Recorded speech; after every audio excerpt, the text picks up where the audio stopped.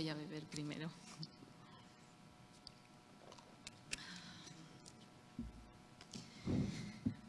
Bueno, buenas ya casi noches. Soy la última. Eso, vamos, que me tengo que dar prisa, ¿no? En primer lugar, quiero dar las gracias por la invitación, por dejarme participar en estas jornadas. Estar en Sagunto pues es siempre un placer, es un lugar icónico para nosotros y además pues en este caso hablar de un personaje que es casi pues nombrar a José Romeu, es nombrar a Sagunto es nombrar a José Romeu, en el que a lo mejor poco puedo aportar, pero bueno, sí que está bien, como decía Esther Alba al principio, volver a recordar y poner en valor pues un personaje en este caso. Ahora no hablamos de un patrimonio material, sino de una persona, pero que también se convierte su vida, su recuerdo en patrimonio histórico, cultural y social de una comunidad concreta como es la de Sagunto. De ahí el título también de la comunicación, fundamentalmente la palabra memoria. Se trata de cómo ha sido recordado José Romeu, el héroe Romeu, el guerrillero Romeu, que bueno, pues fue protagonista durante esa guerra de la independencia. He querido también empezar con esta frase de Irene Vallejo. Irene Vallejo, esta filóloga que se está haciendo famosísima por ese libro tan estupendo que se ha convertido en un bestseller y que es una maravilla de libro, y también por sus columnas. El otro día, el domingo, sin ir más lejos, cuando además ya lo tenía casi todo preparado, pues escribía su columna hablando precisamente del aniversario, del 20 aniversario del 11S. Y acababa su artículo con esta frase, que me pareció muy bonita, al menos a mí me pareció muy... Y dije, bueno, pues me la quedo y empiezo por ahí. La voz del pasado puede hablar en futuro y evocar el soplo de vida que aún susurran los muertos. La cuestión es esa, es decir, ¿por qué recordamos? Pues recordamos porque tenemos la necesidad de recordar, porque tenemos que asentarnos, porque tenemos que tener una tierra, tenemos que tener unas raíces, porque eso es lo que nos hace afrontar nuestro presente día a día y sobre todo también afrontar el futuro. En esta frase ella une las dos cosas, es una línea temporal. El tiempo es pasado, presente y futuro. Y efectivamente nuestro patrimonio cultural, artístico, nuestros episodios, como hemos visto, y nuestros personajes, nuestras personas, son nuestra raíz, son ese ejemplo que, ¿por qué no?, nos pueden servir para afrontar el futuro también. José Romeu, todos lo sabemos, es el héroe de la Guerra de la Independencia, es esa figura que, junto con el Palleter, probablemente son esas dos figuras icónicas que tiene la Guerra de la Independencia en el territorio valenciano. La Guerra de la Independencia es un momento importante, es un momento decisivo, es el momento, todos lo decimos, en el que se rompe con el antiguo régimen y se inicia un modelo nuevo, un modelo que es en realidad en el que estamos inmersos con toda esa evolución, pero se inicia un modelo político, un modelo jurídico nuevo a partir de la Guerra de la Independencia. Por lo tanto, y luego es un momento en el que da lugar poco a poco el nacimiento de lo que llamamos la nación española del siglo XIX, luego evolucionará y hablaremos de otras cosas. Pero efectivamente ese modelo, como modelo fundacional, decimos, de la España contemporánea, pues va a ser un episodio puesto en valor desde el minuto uno, incluso desde los primeros momentos de la guerra, ya se ponen en valor todos los episodios heroicos y veremos cómo luego esa memoria va a ir creciendo durante todo el siglo XIX, incluso a veces va engordando. Aquí tenemos el primer cuadro, el cuadro de Goya, antes ha salido también, pero el cuadro de Goya, cualquier persona que lo ve sabe lo que es. Sabe que es los fusilamientos, a lo mejor a veces se equivocan y dicen el 2 de mayo, pero todo el mundo sabe que es la Guerra de la Independencia. Todo el mundo sabe que eso es Madrid, cuando el pueblo se levanta contra el francés, que lo tiene allí, en su casa, cuando se ven que se quedan huérfanos porque la familia real se va.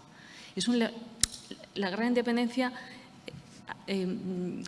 son muchas cosas. Álvarez Junco, ya en un artículo que ya tiene unos cuantos años, ya lo decía, es un fenómeno muy complejo. La Guerra de la Independencia son muchas cosas. No es solo la guerra de España contra Francia, es una guerra internacional, es una guerra entre españoles que tienen diversa y diferente ideología. Es casi una cruzada, es una defensa de la religión. Pero uno de los elementos, y el que ahora a mí me interesa destacar, es el protagonismo del pueblo. No quiere decir que el pueblo no haya hecho nada hasta ese momento. Claro que han habido motines y han habido revueltas, ahí están las germanías, las comunidades en Castilla, pero lo bien cierto es que esta vez sí que es el levantamiento del pueblo, que luego a lo mejor durante el siglo XIX ya no lo volvemos a ver, pero aquí sí. El pueblo que se levanta y que se levanta para defender, curiosamente, a su rey, Fernando VII, a su religión, porque Napoleón ha roto con la Iglesia y además se ha atrevido incluso de llevarse al Papa desde Roma. Desde Roma se lo ha llevado a París para que lo coronen y luego encima se ha coronado él solo delante de él. Y es una defensa también de la patria, del territorio, porque los franceses están invadiendo el territorio. Ya lo habían hecho en la Guerra de la Convención y lo están volviendo a hacer ahora. El pueblo defiende esas tres cosas, Dios, rey y patria. No están defendiendo ninguna revolución política, ni ninguna constitución, que por otro lado muchas veces no saben ni lo que significa, porque no hay educación política en ese momento. Eso lo están haciendo unos pocos realmente en Cádiz. Están allí, que les sale bien la jugada de momento, que consiguen hacer unas cortes, que consiguen aprobar una constitución, pero que eso pues va a durar, como todos sabemos, 4 días en un primer momento.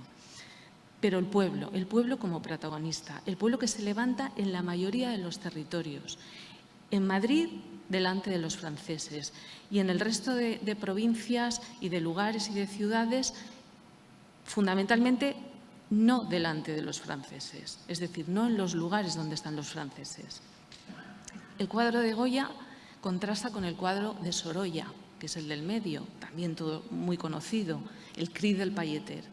Este cuadro lo que nos refleja es el levantamiento del pueblo, pero en una ciudad, Valencia, el 23 de mayo, cuando se conoce que el rey José Bonaparte es el nuevo rey, se han producido las abdicaciones de Bayona, y la gente también, la gente humilde, la gente del mercado, las señoras que están por allí, el fraile, el pailleter, esa figura que no sabemos muy bien si es real del todo, se levantan contra el ejército francés. Pero el ejército francés no está en Valencia todavía. En realidad, después de ese levantamiento, todos se van a la sede de la Capitanía General y a la sede de la ciudad a decirle a sus autoridades civiles y militares: vosotros, ¿con quién estáis? Si con Bonaparte o con el pueblo. Son muy diferentes los dos momentos. Los madrileños luchan contra los franceses, los valencianos en este caso, o lo que ocurre en Cartagena o en Oviedo o en Murcia o en otras ciudades, se dirigen contra sus autoridades que no están claras. Por lo tanto, vemos como el pueblo ahí sí realmente se está organizando y, de hecho, 2 días después crearán la Junta Suprema de Gobierno del Reino de Valencia. Es el primer modelo que nace de gobierno, de organización, de abajo a arriba, formada por gente del pueblo, aunque luego también se unirán las autoridades, generalmente por miedo, y que se convierte en un poder autónomo. La Junta Suprema de Gobierno del Reino de Valencia actuará autónomamente. Será el único gobierno que haya en el Reino de Valencia, como la Junta de Oviedo, de Asturias, o como la Junta de Murcia, o de Cartagena, o de Valladolid, etcétera, etcétera. El pueblo organizándose por primera vez, rompiendo, gobernándose ellos. Bien, pues dentro de ese pueblo, y esa sería la tercera representación, la tercera figura que pongo en la diapositiva, el guerrillero. El guerrillero, la guerra de guerrillas, es otro de los elementos característicos de la Guerra de la Independencia, porque la Guerra de la Independencia inaugura este modelo. el de la guerra de guerrillas, el de esas partidas de guerrilleros que en realidad era gente del pueblo generalmente. A veces se unían también miembros del ejército regular, pero eran gente del pueblo que se organiza ellos con sus propias armas, con lo que tengan, para hacerle la vida imposible al ejército napoleónico. Un ejército, por otro lado, súper ordenado, con unas tácticas militares maravillosas, pero que de repente ante esas partidas de guerrilleros que están por las montañas y que luchan, insisto, con lo que tengan, pues lo van a desbaratar. Va a ser un quebradero de cabeza para el ejército francés. No es que España gane la guerra gracias a estos guerrilleros, no. Gracias sobre todo a los ingleses, ¿para qué nos vamos a engañar?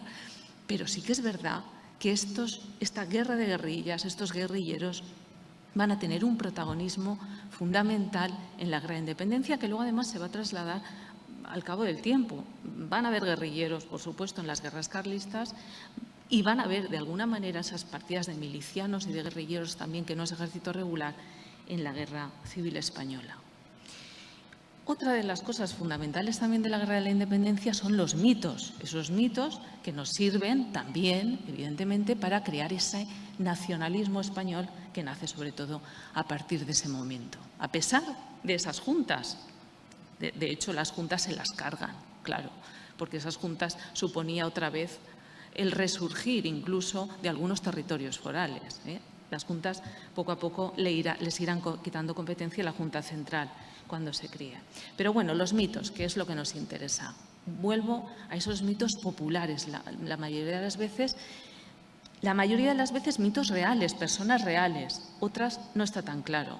Pero mitos, la Guerra de la Independencia va a crearlos también, como digo, desde el minuto 1 de la guerra, y esos mitos van a durar durante todo el siglo XIX y sobre todo cuando llegue el centenario, los 100 años en los que se va a hacer ese aniversario de la guerra, en un momento crítico en España como hemos perdido las colonias hace un rato, 1898, y en 1908 tenemos que el centenario de la guerra nos viene estupendamente. ¿Por qué? Porque estamos muy deprimidos. España es un fracaso.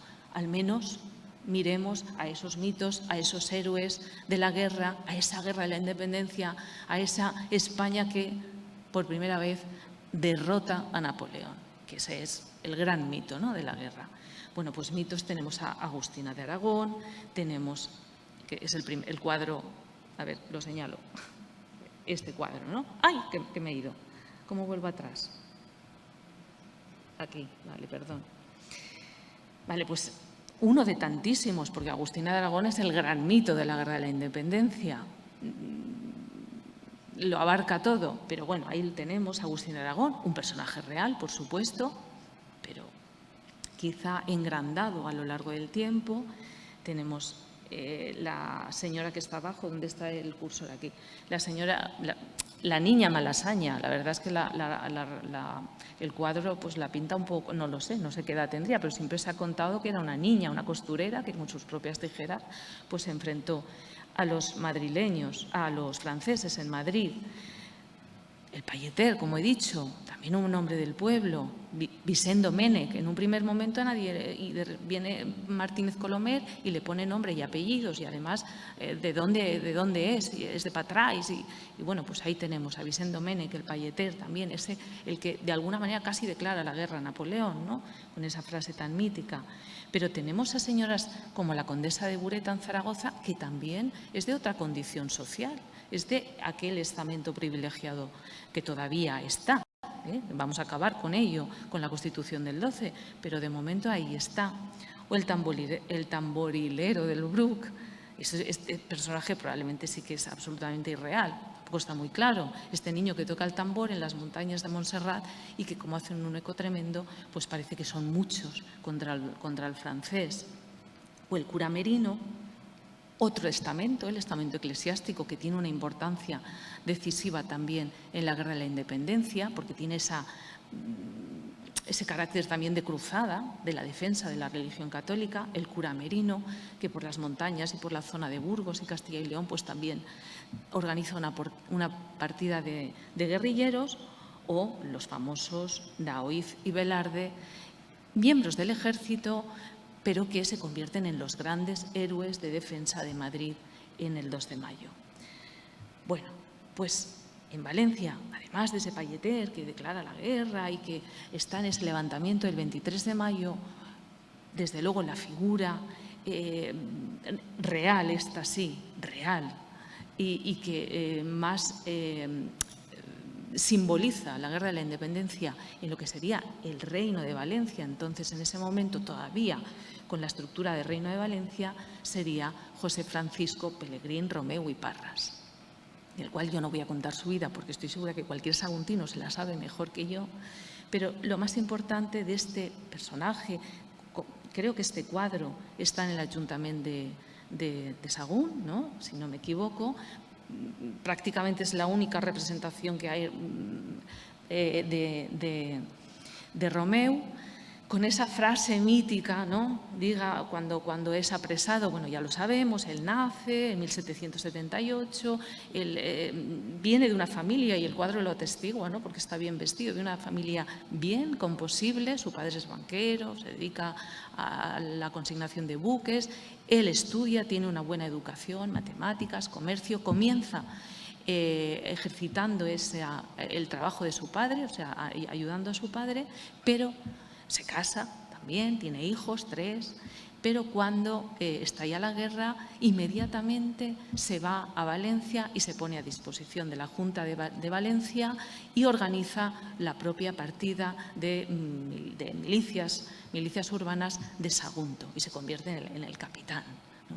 Y a partir de ahí lo vemos en muchísimas batallas contra el francés, contra Moncey, se va a Madrid y en Madrid contra el propio Napoleón, que como todos sabemos en diciembre de 1808 tiene que entrar el propio Napoleón otra vez a colocar a su hermano en Madrid, que se había perdido Madrid después de Bailén. Vuelve a Valencia cuando le hacen la vida imposible al ejército del mariscal Siset y de hecho probablemente de ahí la inquina que tenga y la obsesión que tiene el mariscal por agarrar al guerrillero Romeu, porque le molesta en todas las campañas que cuando el mariscal está en Aragón lleva primero hacia Tarragona y luego hacia Valencia. Y finalmente cuando Valencia en 1812, el 9 de enero de 1812, capitula, el guerrillero Romeu se va hacia Alicante, donde está la Junta, donde se traslada la Junta, la única ciudad que no será tomada finalmente por los franceses. Bueno, pues allí también está y, como todos sabemos, será delatado y será delatado por uno de sus compañeros después de que se haya desprovisto, porque a José Romeu le seguía muchísima gente y le seguían militares también, incluso del ejército regular, que desertaban del ejército regular y se pasaban a sus partidas de guerrilleros, porque tenía la fama de ser un gran estratega, de ser un gran militar, aunque en realidad él no era militar de carrera, ni muchísimo menos, de sus victorias, de su forma de actuar contra los franceses, hasta que incluso el capitán general de Valencia, Bassecourt, le dice tus hombres se tienen que volver al ejército regular, y casi prácticamente se queda desprovisto de hombres. Y es ahí cuando, como sabemos, en Sot de Xera es apresado, es delatado por un compañero suyo, precisamente porque el mariscal Siset ha ofrecido una recompensa importante a quien le presente, a quien le traiga al guerrillero Romeu.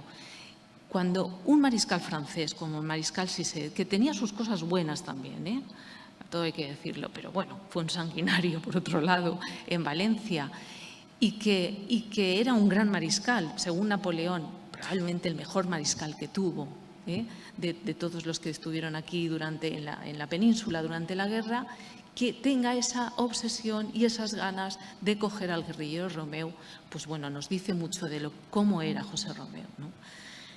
Como sabemos, finalmente es apresado, es llevado a Valencia, se le hace un consejo de guerra, se le insiste un montón de veces en que se pase al ejército francés, que abrace la causa de José Bonaparte. Todo lo que hemos leído, toda la literatura posterior que hemos leído es muy así como muy patriótica, propia de la época del 19, no, yo que estoy aquí, bueno, pues la frase mismo probablemente sea bastante parecida a lo que diría en alguna ocasión, pero siempre va en ese tono, ¿no? Muy propio del romanticismo del XIX, que luego es la memoria que se ha ido conservando, ¿no?, a lo largo del tiempo. El único grabado que tenemos de su muerte, porque finalmente, como sabemos, José Romeu no se pasa al ejército francés, no jura a José Bonaparte, ni muchísimo menos. La pena que se le impuso fue la pena de horca, que era ignominiosa para un soldado, aunque él no era, como digo, del ejército regular, pero era un soldado de las milicias. Bueno, pues él pidió ser fusilado, no es ahorcado y, como sabemos también, pues fue llevado al llamado cementerio de los hombres malos. Así se le ha conocido durante mucho tiempo, ese cementerio que está al lado de Tavernes Blanques, entre Tavernes Blanques y Almácera, al lado del Carraixet, que es donde se llevaban las personas ajusticiadas, ¿no? Ese nombre, como digo, de cementerio de los hombres malos o de los ajusticiados, la verdad es que tiene algo también de poético, y allí es donde está, en una fosa común, José Romeu. A partir de ahí, pues viene la memoria de José Romeu, aparece la memoria de José Romeu.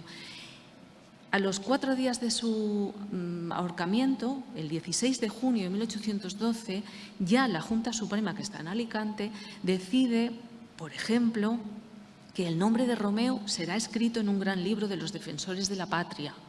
El nombre de Romeu se escribirá con letras de oro en el Salón de Juntas. Por supuesto que se pida que se cojan a varios franceses y se les ahorque también, en venganza al ahorcamiento, porque ya digo, el haber acabado con la vida de José Romeu ahorcado era como ya encima un insulto. Y se dice además que cuando se reconquiste Valencia se ponga un monumento en el mismo paraje del patíbulo para honrar la memoria de este mártir de la patria y destruir la impresión odiosa que ha hecho contra su familia. Esto lo dicen, como digo, 4 días después de su ahorcamiento en Alicante, la Junta Suprema de Valencia. Ahí empieza la memoria de Romeu. Pero va a tardar, porque esa placa que tenían que poner inmediatamente no se va a poner, entre otras cosas porque va a venir Fernando VII y vamos a volver al antiguo régimen. Con lo cual, toda la aventura esta de la Guerra de la Independencia va a caer un poco en desgracia. Sabemos que después de la vuelta de Fernando VII van a ser perseguidos los afrancesados, pero también los liberales. Incluso después del trienio liberal, muchísimo más van a ser perseguidos los liberales, ¿no? Entonces, vemos que ahí se pierde otra vez la memoria de estos hombres, pero evidentemente a partir de la segunda mitad del siglo XIX, ya incluso antes, pero a partir de la segunda mitad del siglo XIX, con ese romanticismo en alza, con esa formación de las naciones, ahí en el campo de la historia del derecho tengo que mencionar a la Escuela Histórica del Derecho, Savigny. Savigny, a mitad, con la formación de las naciones, insiste continuamente en que una nación se forma buscando sus raíces históricas, también su historia jurídica, sus costumbres jurídicas, sus tradiciones jurídicas, pero eso es lo que hace que una nación sea una nación. Eso es lo que identifica a una nación.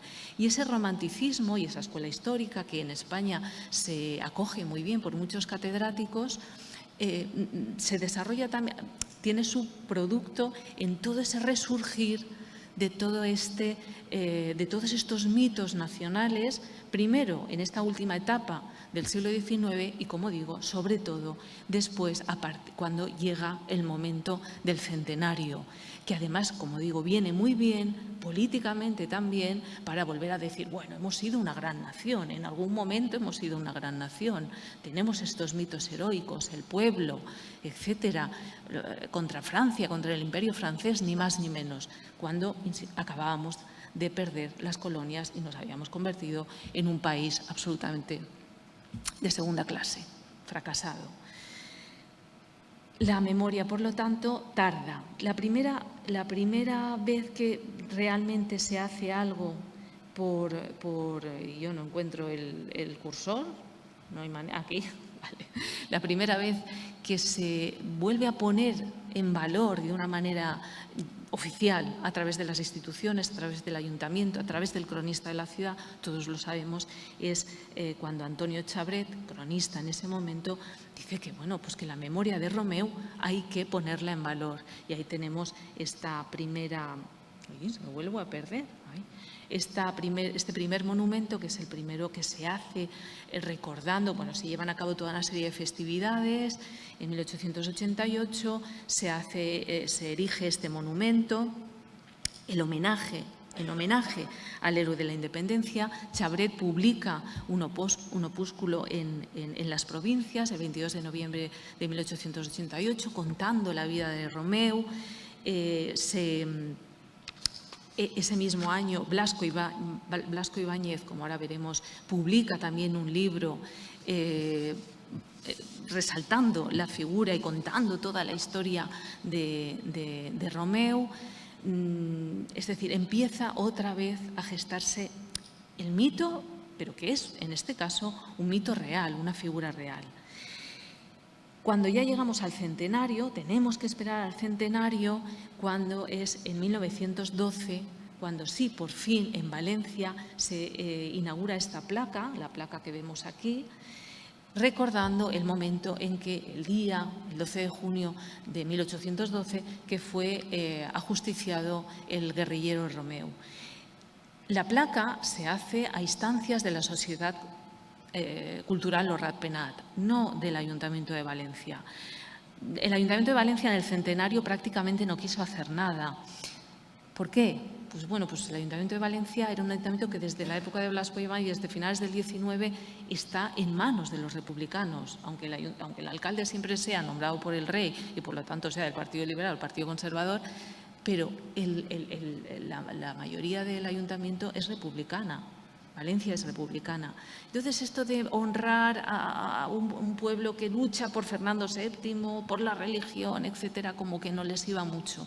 Y, de hecho, el centenario en Valencia se hace alguna cosa, pero pasa un poco desapercibido. Y son estas sociedades que están ahí con la Renaixença valenciana las que están recuperando este patrimonio cultural y este patrimonio histórico, las que llevan a cabo estas celebraciones, como, por ejemplo, la placa. Ese mismo año de 1912 se estrenó una pieza musical también, Gloria Romeu, de los maestros Palanca y Bataller. Es decir, vemos placas, vemos monumentos, pero vemos composiciones musicales, vemos libros también. En 1908, un poquito antes, se ha vuelto a publicar la biografía de Romeu de Antonio Chabret. Es decir, ahí está la memoria de José Romeu que poco a poco va apareciendo. Esta placa, la placa de la calle del héroe Romeu, está en el barrio de Arrancapins, en Valencia. Yo vivo allí, precisamente. ¿Y cuál es el barrio de Arrancapins? Pues es la zona de Cuarte. Es la zona donde se asentó el ejército francés en el primer sitio de Valencia, de 1808, ante las Torres de Cuart. Y resulta que es que allí, cuando se viene el ensanche, ¿no? Porque el recuerdo y la memoria está unida también al desarrollo de las ciudades, que encuentran en todos estos héroes, pues la verdad es que un filón importante. Pues, por ejemplo, en este barrio, en cuestión de nada, está la calle del héroe Romeu, la calle del Palleter y la calle del Padre Rico, que son pues, como tres personajes claves en la historia de la Guerra de Independencia en Valencia. Y están en el barrio de Arrancapins, que es el barrio de Cuarte, ¿no? donde estuvo Moncey ahí esperando al ataque contra la ciudad de Valencia. Algo que no he dicho, perdón, y aquí lo veo. La casa de Romeu en 1888, que cuando se hizo este primer homenaje, se cambió, como saben ustedes mejor, el nombre de la calle de Tintoreros a la calle de Romeu. Casa que hace unos pocos años, estaba a punto ahí de caerse del todo y que el ayuntamiento no tenía dinero pero que creo que al final sí, ¿no? Pues fenomenal. Ahí está también la casa de Romeu, eso también es patrimonio, eso también es su memoria. La plaza de Sotdechera, que cambió también el nombre, era Plaza Mayor, luego Plaza del Ayuntamiento. Seguramente durante la Guerra de Independencia, en algún momento dado, a lo mejor sería Plaza de la Constitución, como la mayoría de las plazas, y luego es Plaza del guerrillero Romeu. recordando la memoria. Y ya en el siglo XX, pues en Valencia. Llegamos un poco tarde, primero es la placa de 1912 y ya mucho más tarde, en 1964, la placa, este busto que vemos aquí, que se plantó, se erigió, fue realizada por el escultor Florencio Ramón, bajo un boceto de José Aisá. Se inauguró en 1964 por el alcalde de Valencia, Rincón de Arellano, en la Plaza de Santa Mónica, y luego ya se ha trasladado, actualmente está en la calle Lérida, confluencia con la calle Sagunto, quizá un sitio más propicio también. Por último, el gran monumento de la Glorieta. De aquí, que yo, ¿qué voy a decir? Es ese monumento, la Glorieta, diríamos la plaza más importante de Sagunto, pues ahí está el guerrillero Romeu. En este caso es una escultura de cuerpo entero, con esos dos relieves, da igual, con esos dos relieves, ya se acabó, con esos dos relieves que hay a los lados, en los que uno cuenta pues alguna de sus batallas, ¿no?, de sus actos, y en la otra está el momento de su ajusticiamiento. En 1976,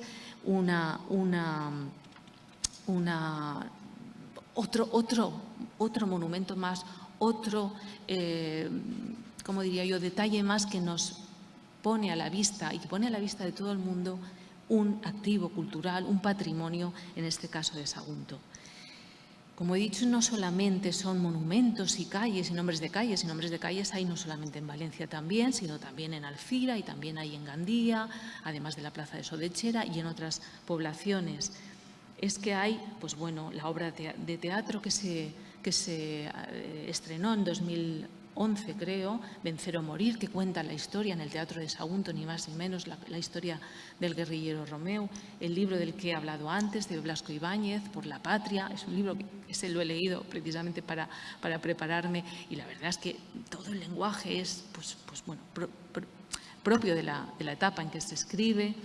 Pero hay más libros también, el de Luis García Guijarro, este hombre que venía del carlismo tradicionalista y que luego será un político de la derecha regional valenciana, pero que también escribe este libro de la Guerra de la Independencia y el guerrillero Romeu. Es decir, siempre están unidos esos dos, el episodio de la guerra y José Romeu, pero también está el libro de Antonio Roig, que es más antiguo, que también habla de la Guerra de la Independencia y del guerrillero Romeu.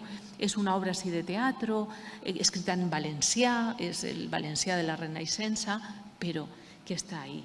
El otro día también, buscando cosas, me encontré la Ruta Romeu. Hay una Ruta Romeu aquí en Sagunto, lo cual vuelve a poner en valor nuevamente la memoria del guerrillero Romeu, o, por ejemplo, y por último, como no voy a citar, el proyecto en el que también está Esther y que estoy yo, este proyecto Paisajes de Guerra, en el que si ustedes entran, pues verán que hay un montón de recursos que hablan de José Romeu, de esta memoria, porque este proyecto de Paisajes de Guerra, que está inserto en esta corriente historiográfica de la Public History, lo que viene a hacer es pues poner en valor, mostrar. Nuestras calles están llenas de historia y a veces no somos conscientes de ellos. Se trata de volver a poner en valor eso que lo tenemos delante de nosotros, explicarlo para comprenderlo. Como decía Esther, nos transmiten sentimientos, nos transmiten emociones y se convierten en paisajes culturales. Eso es lo que es, o lo que intenta hacer este proyecto. Poner en valor todo ese patrimonio que en el fondo es patrimonio que no podemos olvidar, que nos identifica, en este caso como pueblo, el pueblo valenciano, el pueblo de Sagunto en primer lugar, pero de alguna manera José Romeu es patrimonio de todos los valencianos y también, por lo tanto, de este episodio tan, yo creo que fundamental para la historia de España como es la Guerra de la Independencia. Ya está. Muchísimas gracias.